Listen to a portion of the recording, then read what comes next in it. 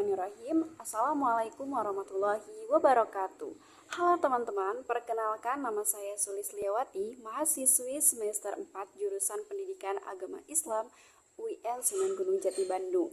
Baiklah, saya di sini akan menjawab pertanyaan-pertanyaan ujian akhir semester mata kuliah Filsafat Ilmu.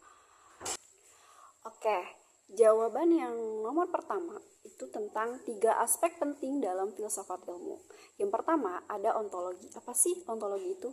Ontologi ini membahas hakikat keberadaan sesuatu yang berfokus pada hakikat apa yang menjadi objek kajian ilmu pengetahuan.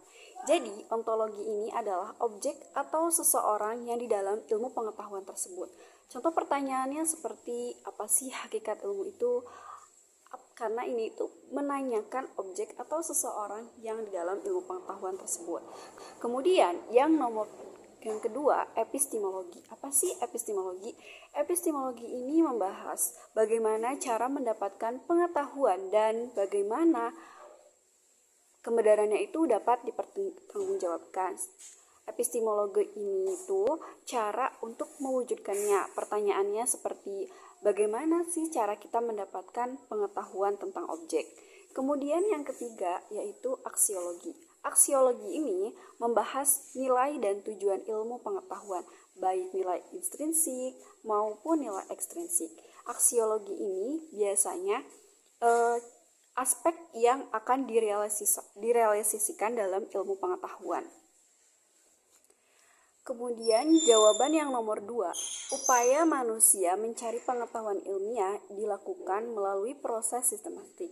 Yang pertama, observasi, bersifat langsung melalui panca indera. Kemudian yang kedua, identifikasi masalah.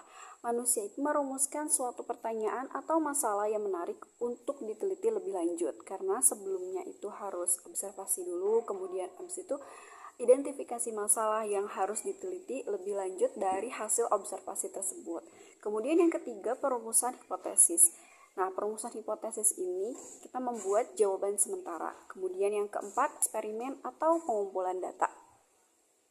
Jadi di sini melalui eksperimen atau penelitian untuk menguji kebenaran hipotesis tersebut. Karena yang pertama kan ada observasi, kemudian identifikasi masalah, perumusan hipotesis, kemudian eksperimen di lapangan ini itu benar apa tidak. Kemudian yang kelima, analisis data dengan menggunakan metode statistik atau pendekatan logis. Yang keenam, penarik kesimpulan.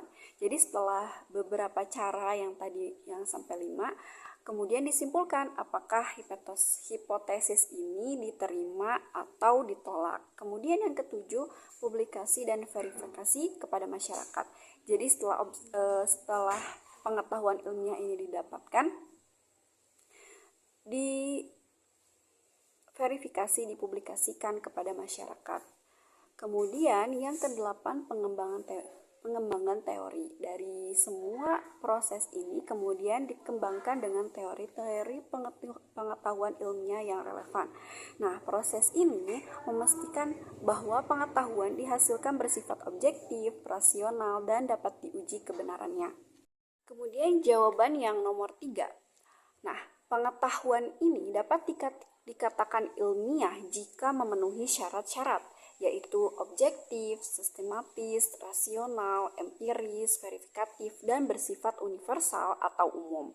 Nah, untuk memperoleh pengetahuan ilmiah diperlukan beberapa sarana penting, seperti bahasa sebagai alat komunikasi, kemudian logika untuk berpikir, matematika untuk ketepatan, dan metode ilmiah sebagai langkah-langkah sistematis. Adapun hasanah pengetahuan ilmiah terbagi dalam beberapa cabang besar, seperti ilmu alam, ilmu rasional, ilmu sosial, kemudian ilmu formal, serta ilmu terapan, yang semuanya berkembang melalui pendekatan ilmiah yang dapat dipertanggungjawabkan. Kemudian jawaban yang terakhir di sini pertanyaannya itu melalui pendapat. Nah, menurut saya di nomor terakhir ini ilmu sebaiknya dikembangkan dengan terikat pada nilai.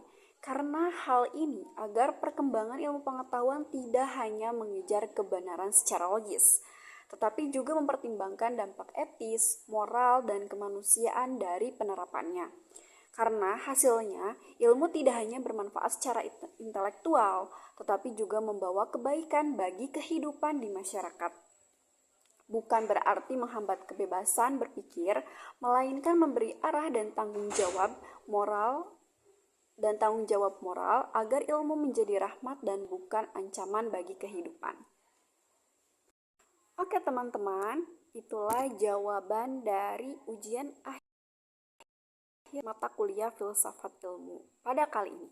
Semoga bermanfaat dan dapat membantu. Terima kasih. Wassalamualaikum warahmatullahi wabarakatuh.